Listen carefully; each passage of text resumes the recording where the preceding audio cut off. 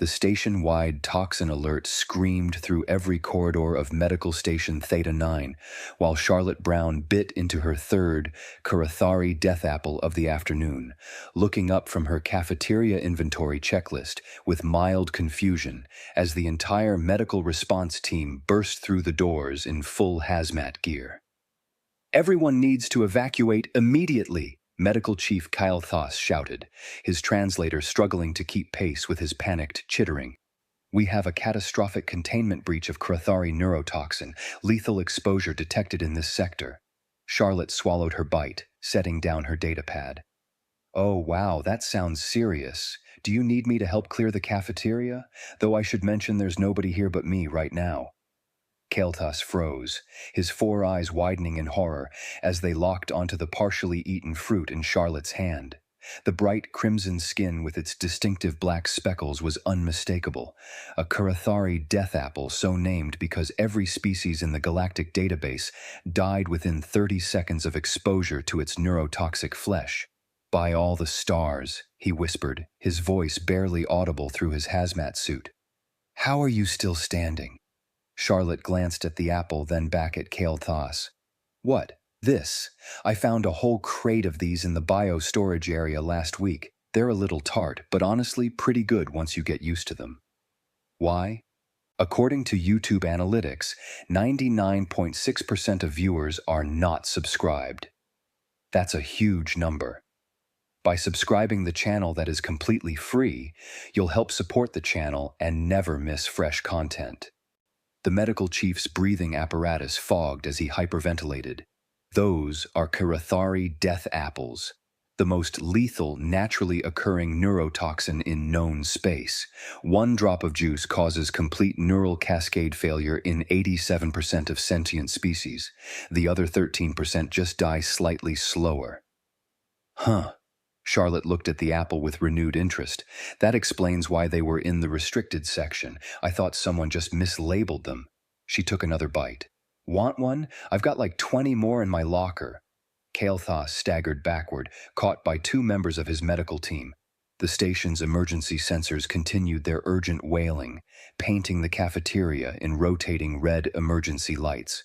Through the doorway, Medical Officer Azila sprinted in, carrying the station's rapid synthesis antidote injector, her breathing heavy with urgency.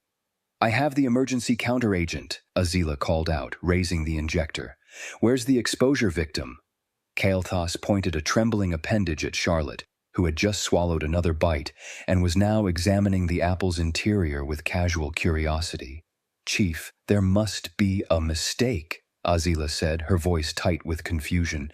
"The scanners show toxin levels consistent with consumption, not just exposure. That's impossible. Nothing consumes Karathari fruit and survives." "I've been eating them for like 2 weeks," Charlotte offered helpfully. "They make a great afternoon snack, better than those Nutribars from the vending machines anyway." Azila's antidote injector clattered to the floor. The emergency medical bay had transformed into something between a research laboratory and a crisis command center. Charlotte sat on an examination table, finishing her fourth death apple while 7 senior medical officers crowded around scanning equipment that uniformly displayed readings their species had only seen in autopsy reports. Subjects' neural pathways are saturated with Karathari neurotoxin at concentrations that should have terminated all synaptic function 47 minutes ago, Vexthul announced, his 300 years of medical experience evident in the way his voice carried both authority and complete bewilderment. Yet cognitive function appears enhanced? "I did notice I've been getting my inventory reports done faster lately," Charlotte said, dropping her apple core into the medical waste disposal, which immediately sealed itself and began emergency decontamination protocols. "Thought it was just because I'd finally figured out the new database system." Kael'thas pulled up Charlotte's recent performance evaluations on the main display. "Your efficiency ratings have increased 43% over the past 2 weeks. You've been processing supply requisitions at rates we normally see from augmented AI assistants." "Oh, cool," Charlotte said. "Does that mean I'm getting a raise?" The medical chief made a sound like air escaping from a damaged life support system. Azila returned from running yet another full-spectrum toxicology scan, her expression having progressed beyond shock into something approaching existential crisis. The toxin isn't just present in her system, it's being metabolized. Her liver is processing Karathari neurotoxin and integrating the compounds into her neural chemistry as if it were beneficial. Beneficial? Vexthul repeated, his voice climbing several octaves. That's not biochemically possible. Karathari toxin destroys synaptic bridges. It doesn't enhance them. Well, I mean, they do make me feel pretty focused, Charlotte said. Kind of like really strong coffee, but with this nice, tangy aftertaste. My grandma used to make moonshine that had a similar kick, actually. Way stronger than this stuff, though. The entire medical team turned to stare at her. Your grandmother made a recreational beverage stronger than Karathari neurotoxin? Kael'thas asked slowly, as if testing whether the words would make more sense if spoken carefully. Oh yeah, Grandma Jean's special recipe. She called it paint stripper. We weren't allowed to store it in anything except glass because it would dissolve plastic. Charlotte smiled at the memory.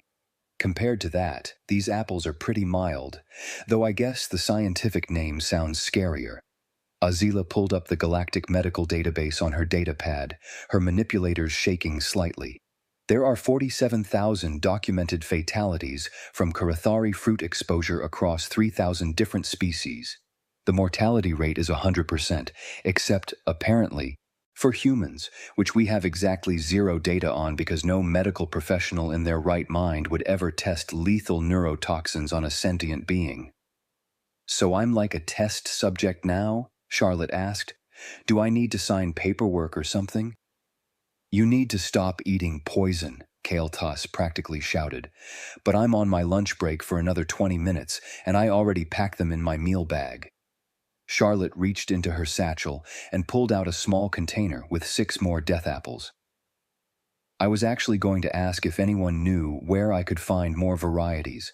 The cafeteria supplier said these were the only kind they had access to, but I saw some blue ones in the xenobotany lab last week that looked interesting. Vexthul made the sound again, that peculiar wheeze of a being whose fundamental understanding of biology was actively collapsing. The emergency holoconference assembled with unprecedented speed.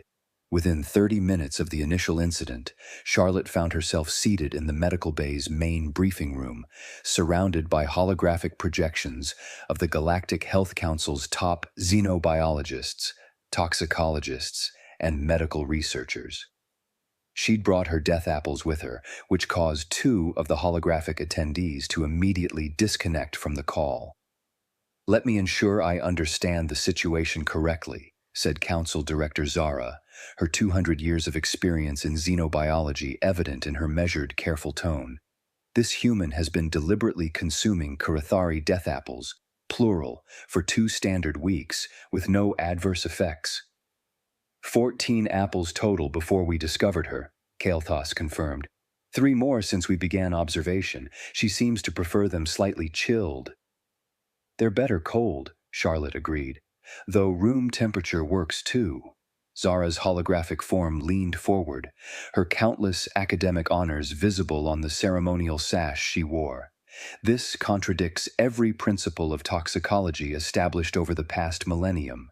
Karathari neurotoxin operates by irreversibly binding to neural receptors and triggering cascading cellular apoptosis. There is no biological mechanism that should allow for metabolization, much less beneficial integration. Yeah, but human biology is weird, Charlotte said, taking another bite of her apple. Several council members flinched visibly.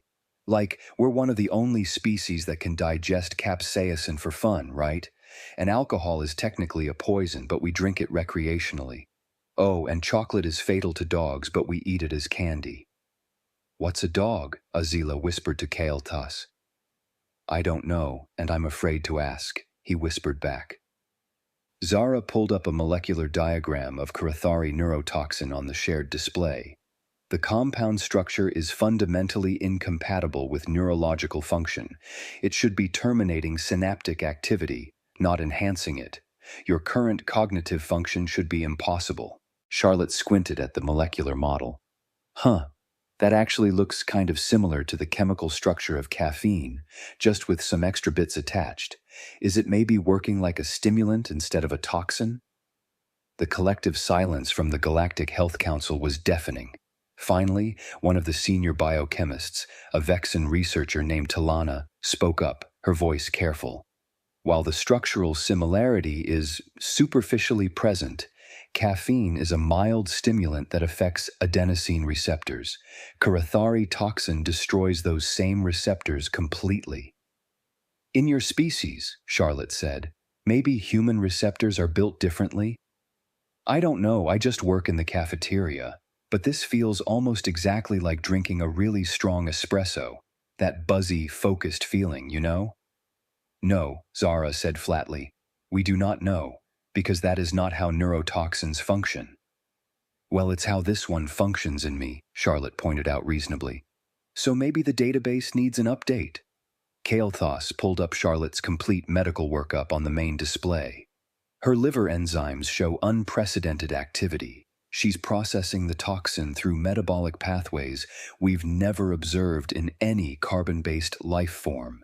The breakdown products are being reintegrated into her neural chemistry as what appears to be, and I cannot believe I'm saying this, performance-enhancing neurotransmitters.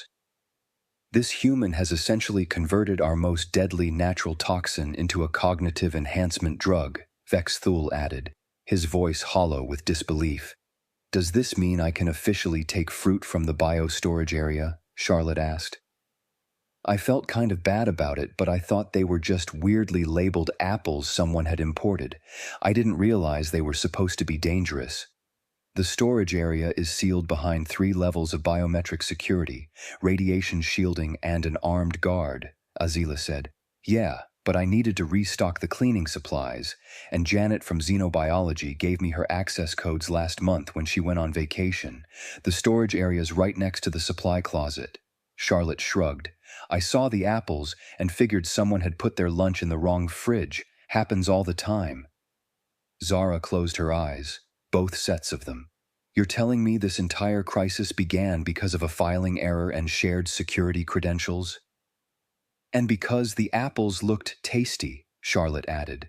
The red ones reminded me of the apples we grew back home. Though these are definitely Tangier.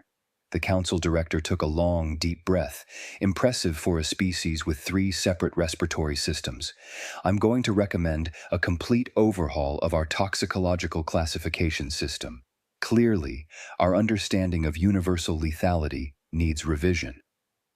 I'm going to recommend much stronger therapy, Kael'thas muttered. Over the next hour, Charlotte underwent every medical scan, chemical analysis, and biological assessment the station could perform. The results uniformly showed the same impossible truth. Karathari neurotoxin, which had killed 47,000 documented individuals across 3 millennia of galactic record-keeping, was acting as a beneficial stimulant in human neurochemistry. The toxin concentration in your bloodstream could kill the entire population of this station, Azila said, reviewing the latest results. You're carrying enough neurotoxin to be classified as a biological weapon. Should I take a shower or something? Charlotte asked, genuinely concerned. It wouldn't help. The toxin is integrated into your cellular structure now. The medical officer paused. How do you feel? Honestly? Charlotte considered the question. Pretty good, actually. Like I said, focused, alert. My back's been bothering me less. I usually get sore from standing during the long shifts, but that's gone. Oh, and I've been sleeping better, deeper, more restful sleep. Kael'thas looked up from his analysis station. The neurotoxin is improving your musculoskeletal discomfort and sleep quality? I guess. Is that weird? Everything about this is weird, the medical chief exploded, his composure finally shattering completely. You should be dead. You should have been dead the moment you bit into that first apple. Your neural pathways should be slag. Your synaptic functions should be terminated. Your entire neurological system should have collapsed into non-functional protein soup. But it didn't, Charlotte said calmly. But it didn't, Kael'thas agreed, slumping into his chair. And I have no idea why. Vexthul pulled up a comparative analysis on the main screen. I've been cross-referencing human biology data from the few medical studies we have.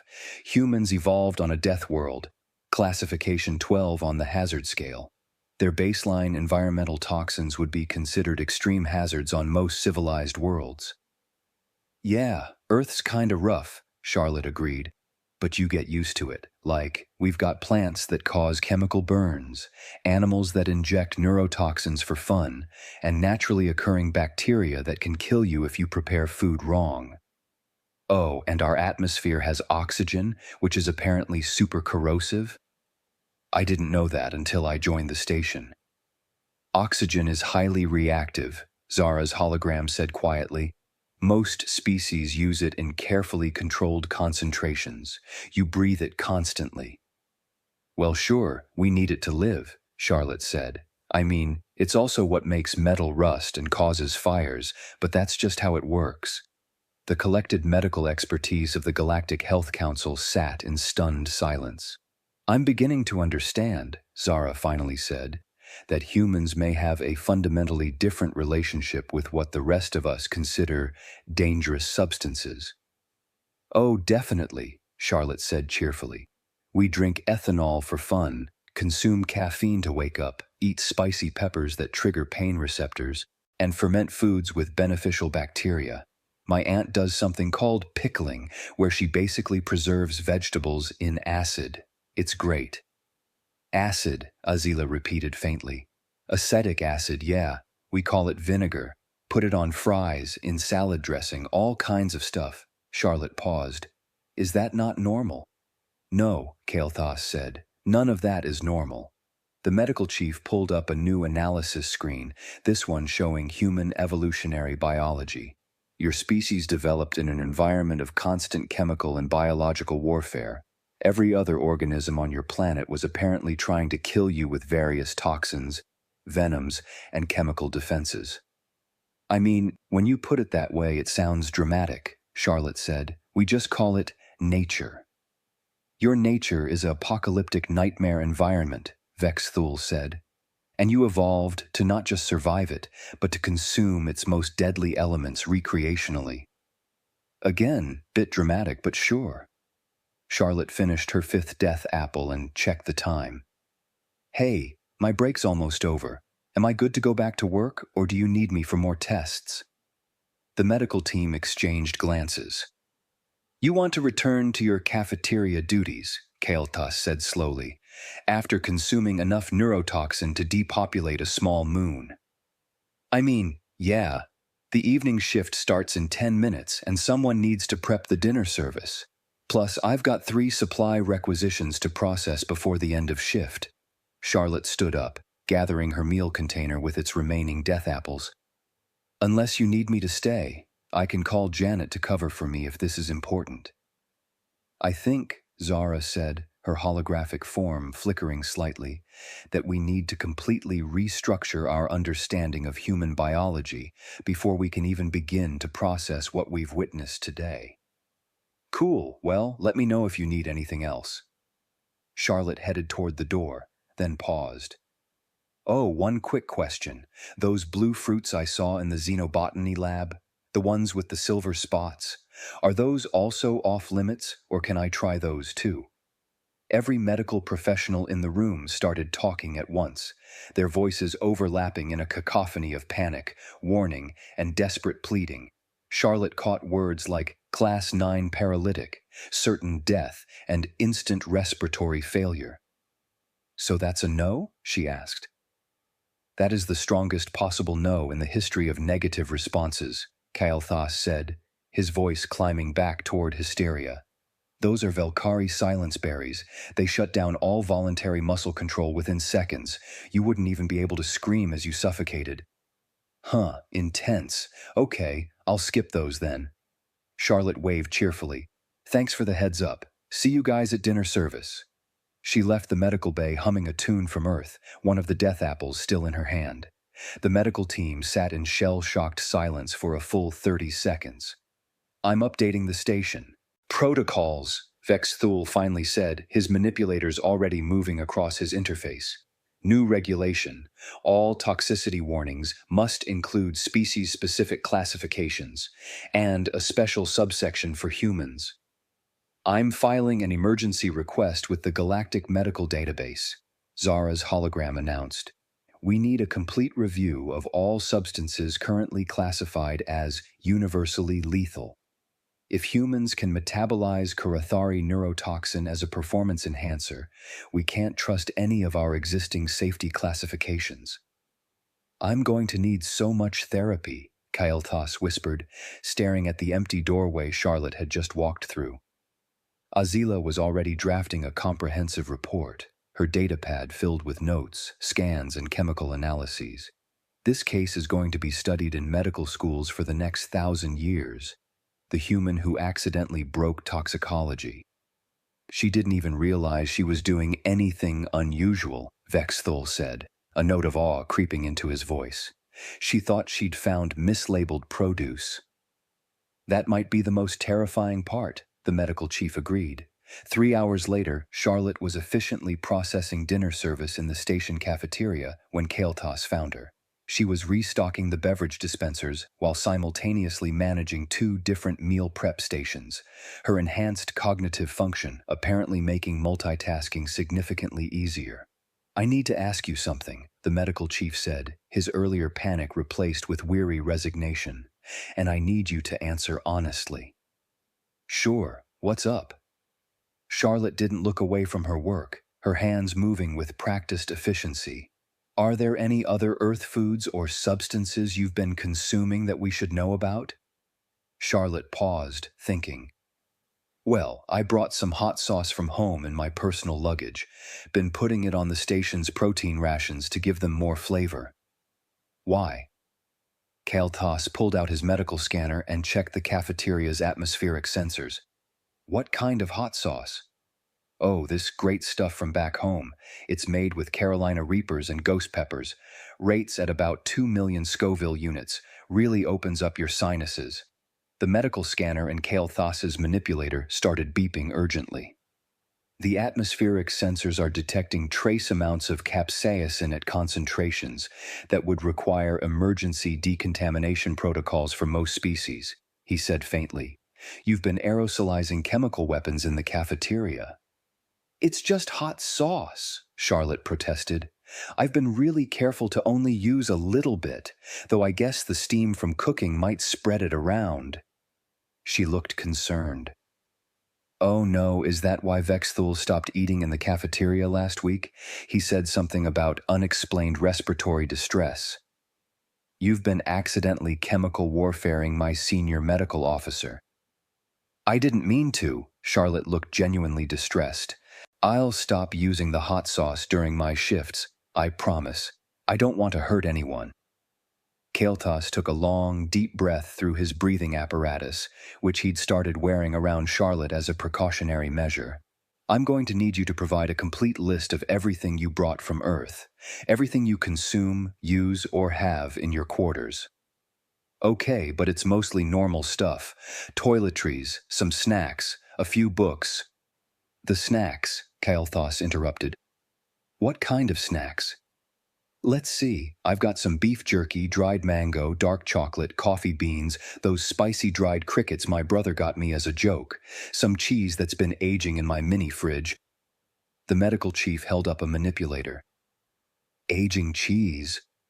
You're deliberately cultivating bacterial colonies in your living space. It's a specific kind of bacteria that makes cheese taste better. It's not dangerous or anything. To humans, Kael'thas said, it's not dangerous to humans. To the rest of us, actively fermenting dairy products are biological hazards. Charlotte bit her lip. Should I get rid of it? No, just keep it sealed in your quarters. And labeled. Clearly labeled, he made a note on his datapad. What did you mean by spicy dried crickets? Oh, they're actually not that spicy. Maybe 50,000 Scoville? They're a crunchy snack, high in protein. You eat insects coated in chemical irritants. Well, when you say it like that, it sounds weird. Kael'thas looked at his datapad, at Charlotte, then back at his datapad. I'm creating a new medical file category, human dietary incidents, non-emergency, because apparently we need to normalize the fact that your species treats our hazardous materials as casual snacks. That seems a bit overdramatic, Charlotte said, returning to her dinner prep work. We're really not that different from anyone else. You're eating neurotoxins as performance enhancers and asking for seconds, the medical chief pointed out. Okay, that's fair. The cafeteria's evening service proceeded smoothly, with Charlotte managing 3 stations simultaneously while Kael'thas observed from a safe distance, making notes for what was rapidly becoming the most comprehensive human biology documentation in galactic medical history. As Charlotte was closing down the final prep station, she pulled out her meal container and offered it to the medical chief. Want to try one? The death apples, I mean. They're really pretty good. Absolutely not. Suit yourself. She took a bite, savoring the tart, tangy flavor. More for me, I guess. Kael'thas watched her eat the fruit that had killed thousands of sentient beings across the galaxy, treating it like a casual snack between cleaning the dinner warmers and updating the inventory logs. Can I ask you something, Charlotte? He said finally. Sure. Does Earth have any substances that actually are dangerous to humans? Anything that you actively avoid because it might harm you? Charlotte thought about it while she finished her apple. Oh yeah, tons of stuff, like we can't eat certain mushrooms or they'll destroy our liver. Some plants cause paralysis if you eat them. There are fish that'll kill you if they're not prepared exactly right. Lots of synthetic chemicals are super dangerous. Heavy metals like mercury or lead will mess you up permanently. So you do have dangerous substances. Obviously, we're not invincible. Charlotte tossed her apple core into the disposal. We just have different dangerous substances than you do. Like, your safe foods might kill us, and our safe foods might kill you. Biology's weird like that. That, Kael'thas said, might be the most sensible thing anyone has said about this entire situation. Charlotte grinned. See, I told you we're not that weird. You're still extremely weird, the medical chief corrected, but perhaps weird in ways we can eventually understand and account for. I'll take it. Charlotte pulled off her cafeteria apron and checked out on the duty roster. Same time tomorrow? Probably. The Galactic Health Council wants to schedule follow-up observations, with your permission, of course. Sure, as long as it doesn't interfere with my shifts. I've got a job to do. She grabbed her personal bag, which Kael'thas now knew contained at least 6 more death apples and an array of other substances that would require emergency protocols for most species. Oh, before I forget, I found some purple berries in the botanical storage area. Are those safe for humans, you think? Kael'thas pulled out his medical scanner before he could stop himself, checking the botanical database. His breathing apparatus fogged immediately. Those are Cuxari dream fruit. They contain psychoactive compounds that induce permanent catatonia in 93% of tested species. The other 7% die immediately. So that's another no? That is an even stronger no than the silence berries. Gotcha. I'll leave those alone. Charlotte headed toward the exit, then paused. What about the orange ones with the fuzzy skin? I'm not answering any more fruit questions today, Kael'thas said firmly. Just assume everything in the botanical storage area is off limits until we can do proper human compatibility testing. Even the regular apples? Are they labeled regular apples, or do they have a scientific name involving death, toxin, or any similar warning terminology? Good point, Charlotte waved cheerfully. See you tomorrow, Chief. She left the cafeteria, and Kael'thas stood alone in the empty food service area, surrounded by the faint chemical traces of human hot sauce and the lingering impossible reality that one of the galaxy's most lethal neurotoxins had just been classified as pretty good with a nice tangy aftertaste. His communicator chimed. It was Azila. "Chief, you need to see this. We just got Charlotte's extended metabolic panel back from the lab."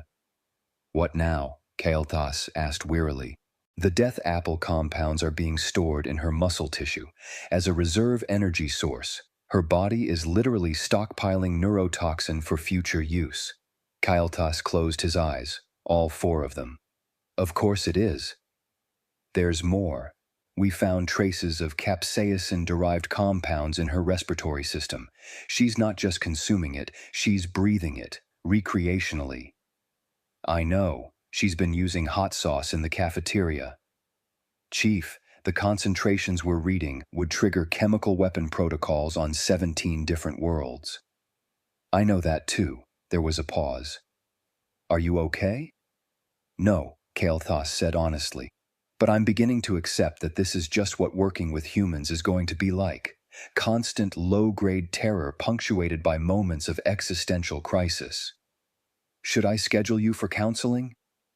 "Schedule the entire medical department. We're all going to need it." Kael'thas closed down his medical scanner and headed back toward the medical bay, already drafting the next day's observation protocols.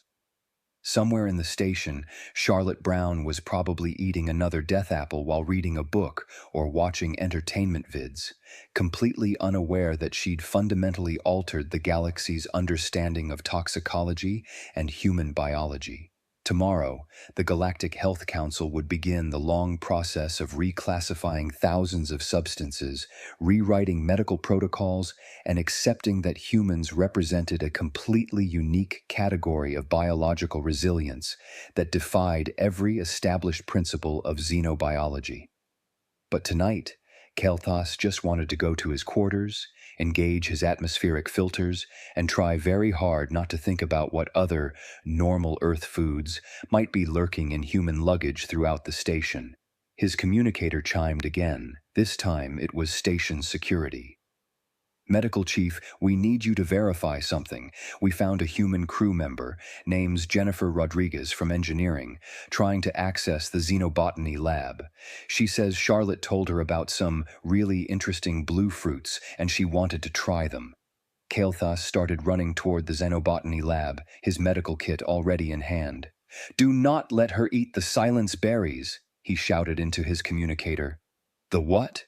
"Just keep her away from anything blue, purple, silver, or remotely fruit-adjacent until I get there." Behind him he could hear Azila and Vexthul mobilizing the emergency response team for the second time that day. Working with humans, Kael'thas reflected as he sprinted through the corridors, was going to require significantly more hazard pay. But as he rounded the corner and saw Jennifer Rodriguez chatting cheerfully with the security guards about her friend Charlotte's awesome fruit discovery, explaining enthusiastically about human resistance to capsaicin and how we can probably handle way more than you guys can, Kael'thas couldn't help but feel a strange sort of professional curiosity beneath his terror. Humans were going to revolutionize galactic medicine. They were going to force complete rewrites of toxicology, biochemistry, and pharmacology. They were also, apparently, going to give him a stress-induced medical condition in the process. Fair trade, probably. He reached the xenobotany lab just as Jennifer was explaining to the security team that Charlotte mentioned something about your warning labels being probably overcautious, and that humans have pretty robust digestive systems. "Nobody eats anything," Kael'thas ordered, his breathing apparatus working overtime. New station regulation, effective immediately. All humans must attend mandatory toxicology briefings before accessing any biological storage areas. "Ah, come on," Jennifer said. "Charlotte made those apples sound really good." "The apples that contain lethal neurotoxin?" "Yeah, those ones." She said they're tangy. Kael'thas pulled out his medical scanner and started a new file. Human Dietary Incident Log, Day 1. Something told him it was going to be a very long document. Somewhere in her quarters, Charlotte Brown finished her 6th death apple of the day, made a note to ask the station botanist about growing more varieties in the hydroponics bay, and settled in to watch her favorite Earth cooking show, the one about exotic peppers and extreme hot sauce challenges. She fell asleep easily, her enhanced neural chemistry courtesy of Karathari neurotoxin providing the deep, restful sleep that the rest of the galaxy's medical community would spend the next several weeks losing entirely. Human biology, she thought drowsily as she drifted off, was perfectly normal. It was everyone else who was weirdly fragile, and really when she thought about it that made perfect sense.